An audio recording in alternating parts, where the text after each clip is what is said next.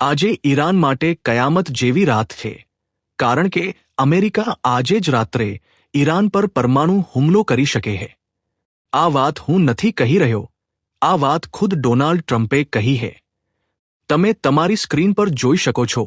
Donald ટ્રમ્પે થોડા સમય પહેલા ઈરાન અંગે નિવેદન આપ્યું છે અને કહ્યું છે કે અમે ઈરાનને એવી રીતે સમાપ્ત કરી શકીએ છીએ કે તે ક્યારેય પાછું ઊભું રહી શકશે નહીં.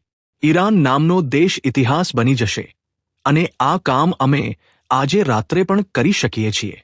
અને વિશ્વાસ રાખો, આ નિવેદનથી આખી દુનિયામાં હાહાકાર મચી ગયો છે, કારણ કે આ કોઈ સામાન્ય માણસનું નિવેદન નથી.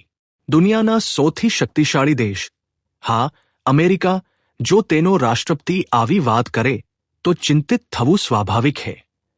કારણ કે પરમાણુ વિકલ્પ કોઈ સામાન્ય વાત નથી. પરમાણુ હુમલો જ્યાં થાય છે ત્યાં તો વિનાશ કરે જ છે, પણ આસપાસના દેશોને પણ ભારે નુકસાન પહોંચાડે છે. એટલા માટે ઈરાન સાથે સાથે અડધા એશિયામાં રેડ એલર્ટ જાહેર થઈ ગયો છે અને સંપૂર્ણ સાવચેતી રાખવામાં આવી રહી છે.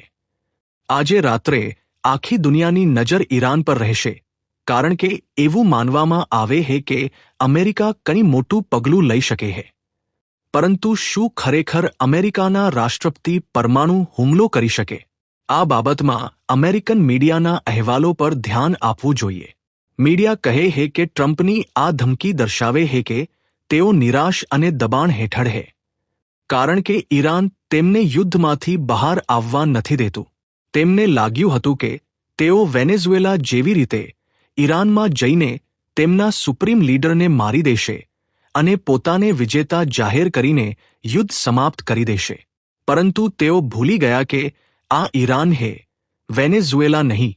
ઈરાને આ સમયે અમેરિકા, ઇઝરાયલ અને સમગ્ર અરબ દુનિયામાં ભારે હુમલા કર્યા છે, જેના કારણે 12થી વધુ દેશો પર દબાણ છે અને તેઓ ટ્રમ્પ પર યુદ્ધ સમાપ્ત કરવા માટે દબાણ કરી રહ્યા છે. ટ્રમ્પ પોતે પણ યુદ્ધ સમાપ્ત કરવા માંગે છે, પરંતુ ઈરાન વાતચીત કરવા તૈયાર નથી. આ કારણે ટ્રમ્પ આવી તીવ્ર ધમકીઓ આપી રહ્યા છે.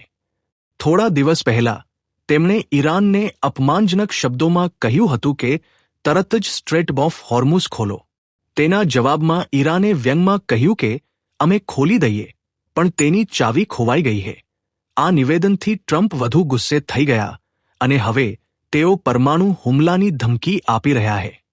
પરંતુ હકીકતમાં તેઓ હાલ આવું કરી શકશે નહીં, કારણ કે અમેરિકન સેનાએ પણ આવું કરવા માટે સહમત નહીં થાય.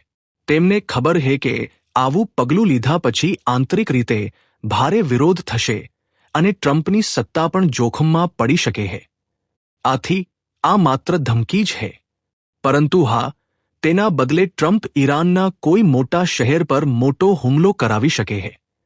આ કારણથી મેં શરૂઆતમાં કહ્યું કે આજની રાત ઈરાન અને ત્યાંના લોકો માટે ખૂબ જ ગંભીર છે, કારણ કે તેમના વિરોધી દેશનો રાષ્ટ્રપતિ હવે ખૂબ જ દબાણ અને ગુસ્સામાં છે અને તે સામાન્ય નાગરિકોને પણ નુકસાન પહોંચાડતા હચકાય નહીં. તેથી આખા ઈરાનમાં અને અરબ વિશ્વમાં રેડ એલર્ટ છે. જો આજે અમેરિકા કોઈ પગલું લેશે તો કાલે સવાર સુધી ઈરાન પણ તેની પ્રતિક્રિયા આપશે.